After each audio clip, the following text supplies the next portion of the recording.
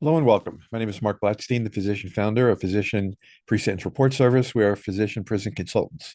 My phone is 240 888 7778 up here in the corner, and I answer and return all of my own calls. That is my cell phone. Today, I'm going to be addressing providers, healthcare executives, life sciences.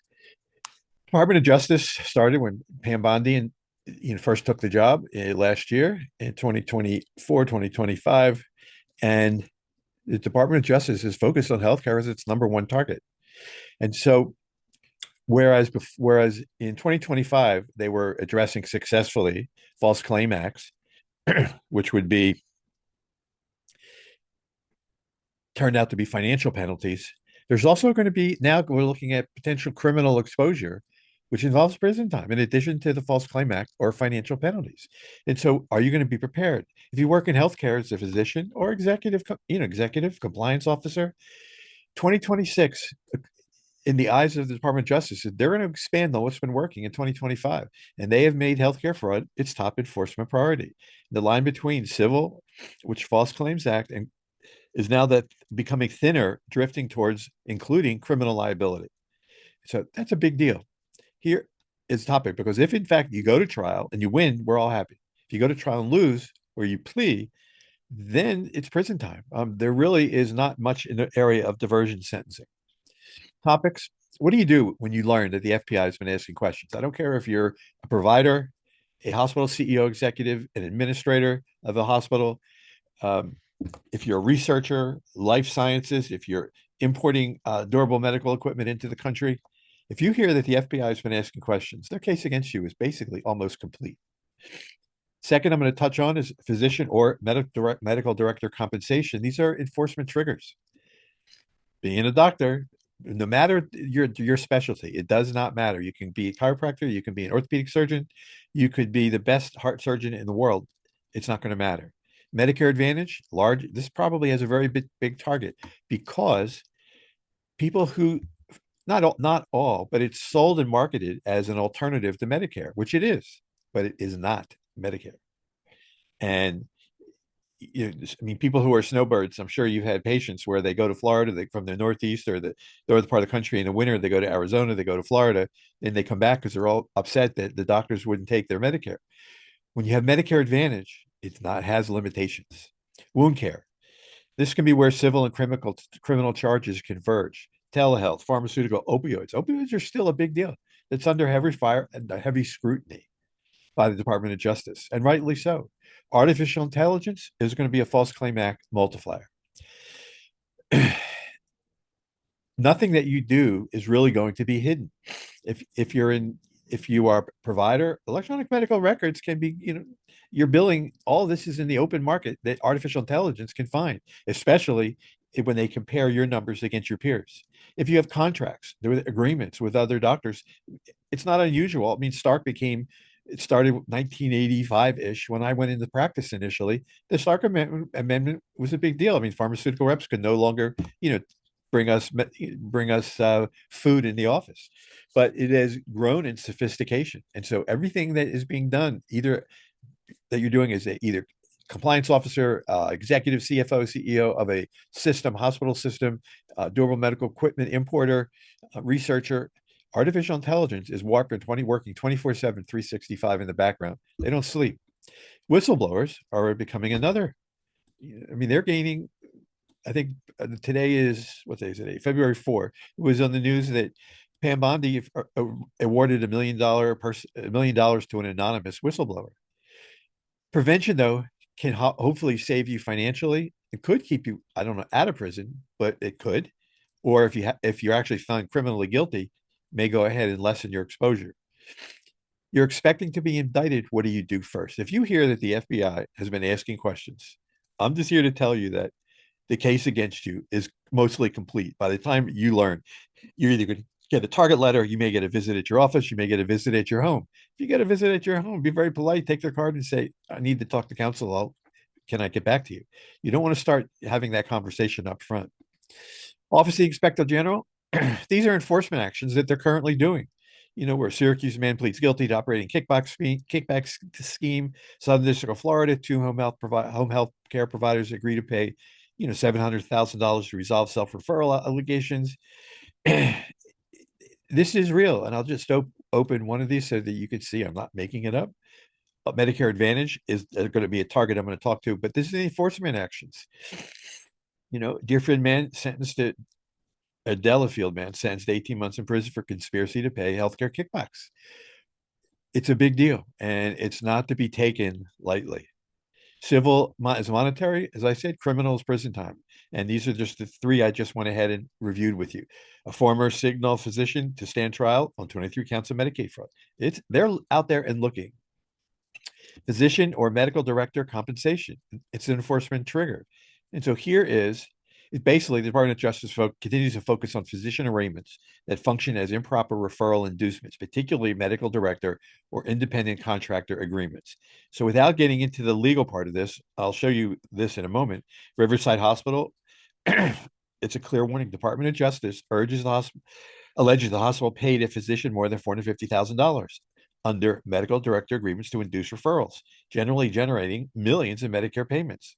Internal communications, they read them.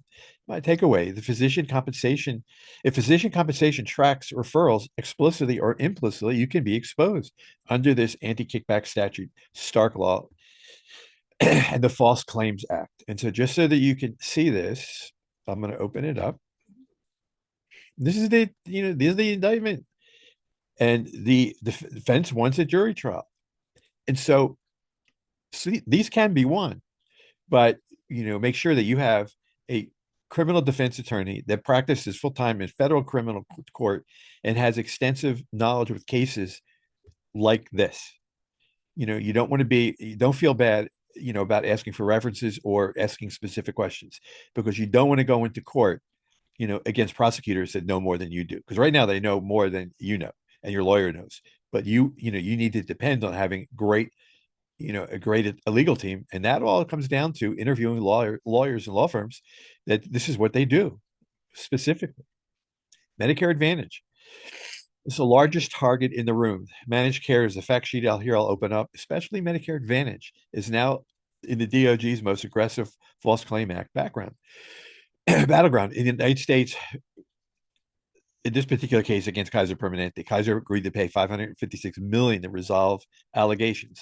I'm not sure how this is worded means that they were found guilty, or they just had this off at the past and made an agreement.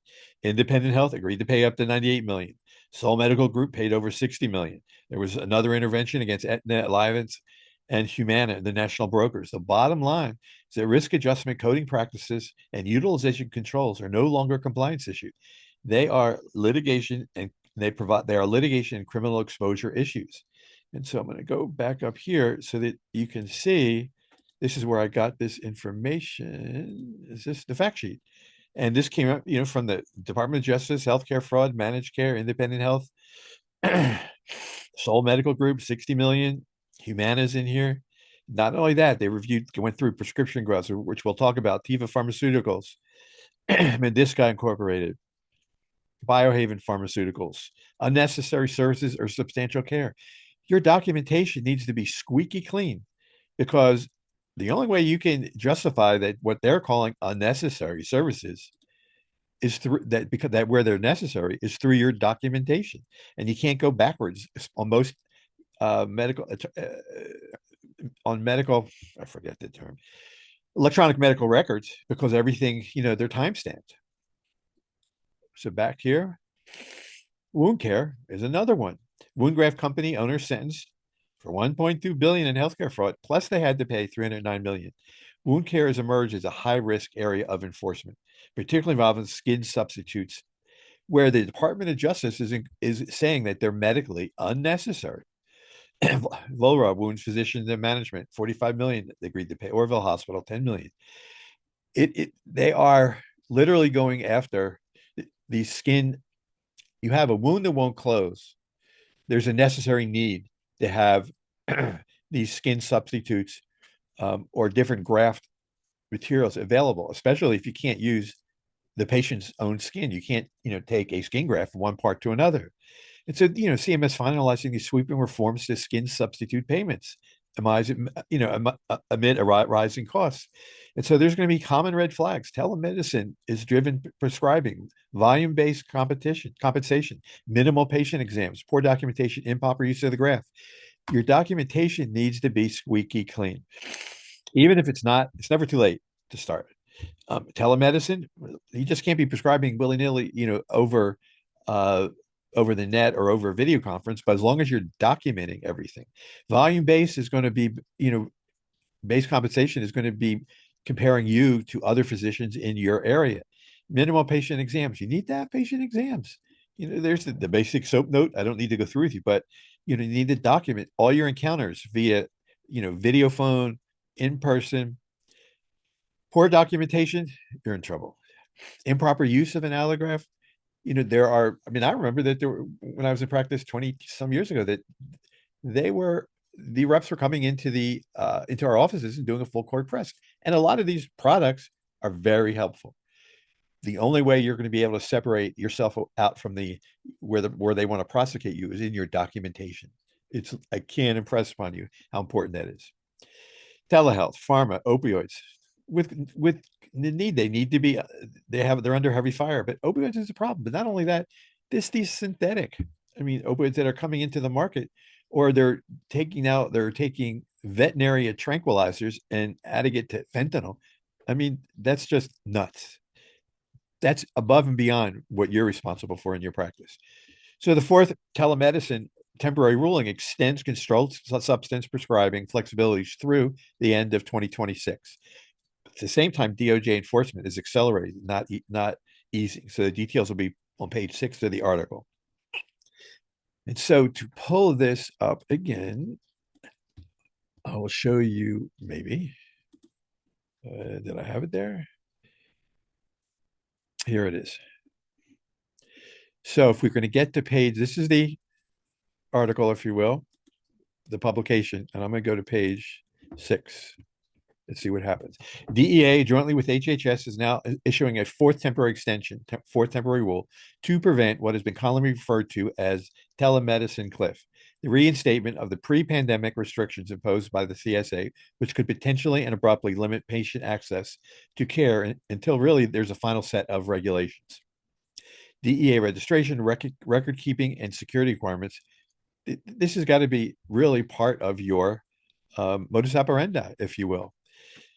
There's the Rate High Act and Controlled Substances Act. I'll show you them in a minute, but involve at least one in-person medical evaluation when prescribing, and it also establishes accepted categories of telemedicine, where a practitioner may prescribe a controlled substance for a patient despite having never evaluated that patient in person, provided that, among other things, such practice is in accordance with applicable federal and state laws.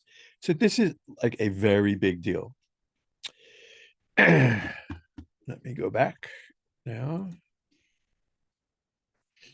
So yeah, Teva Pharmaceuticals, 425 million they had to pay. Omnicare, CVS, almost $1 billion.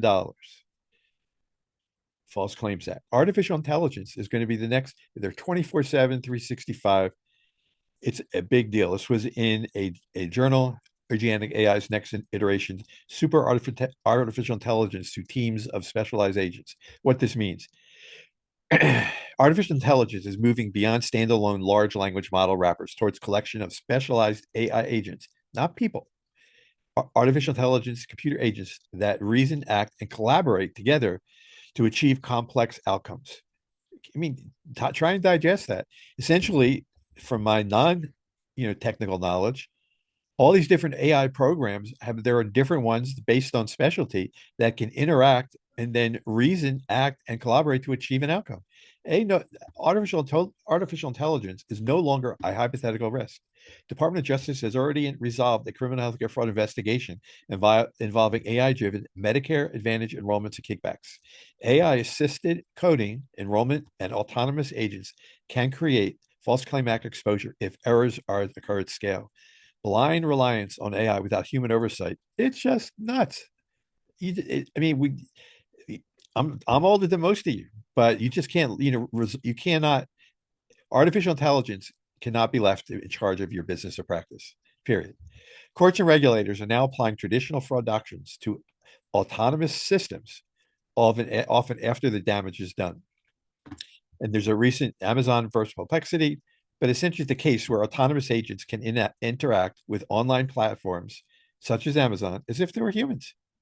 This raises the concerns about how courts will apply existing contract and fraud laws to systems operating independently of their creators. It's just like Star Trek here for in real life. Companies lacking clear agent boundaries may need to redefine their legal pressure. Whistleblowers. These are also drivers. False Claim Act enforcement is fueled by insiders. QTAM filings are at record levels, and healthcare fraud remains the largest source of recoveries. Attorney General Bondi, today is February 4. I don't know, it seemed like sometime in the past week there was $1 million awarded to a whistleblower who could call it, his name was anonymous. Your documentation, emails, contracts, internal messages, these are not private. They are potential exhibits. The reality for healthcare professionals, DOJ is using data analytics, AI, and interagency cooperation. Civil and criminal allegations can be run in parallel. Physicians don't, even if you know that it's only a civil False Claim Act exposure, don't drop your guard, because this stuff, at the whim of the prosecutor, can turn criminal. Physicians, executives, and organizations are personally exposed. Compliance failures are increasingly framed as fraud. So that if these are an accident or if you don't have a proper compliance program in your business, practice, hospital system, where you're importing from other countries, you can get dinged. If you're in healthcare, the Department of Justice is not just targeting the industry; they're going after you. Prevention can save you financially. Maybe it can keep you out of prison. Healthcare risk management. Let's go through here. This is a great tool. Healthcare risk management, clinician.com. And it's a course that you can go online, but this all explains as to, what they do. I'm trying to see if I have if there's billing questions, if their executive summary, Department of Justice is targeting the healthcare industry for False Claims Act enforcement, even as it backs off on other industries. Risk managers, so to assess compliance programs for any points of vulnerability. Gender affirming care, that's crazy. And diversity, equity, and inclusion programs are going to be scrutinized. In the year 2026, who would have thought that this is going to be a problem? Speaker programs and vacations are another focus. You need to act on all this yesterday, because it's a very big deal. I don't know how to impress upon you the importance of trying to see if I can come down here to find a contact information. Otherwise, you're going to left me to go to, let's see, healthcare risk management. Relias is LLC here. Relias Media and its predecessor companies. Okay. And so I hope you take this seriously. Clinician.com is a periodical where they had this particular article, but this is real stuff. There's a company called ICD-10 Monitor, achieving compliant Medicare billing by focusing on what the government monitors on. Proactive review of compensation structures, coding practices, telehealth workflows, and artificial intelligent governance is no longer optional.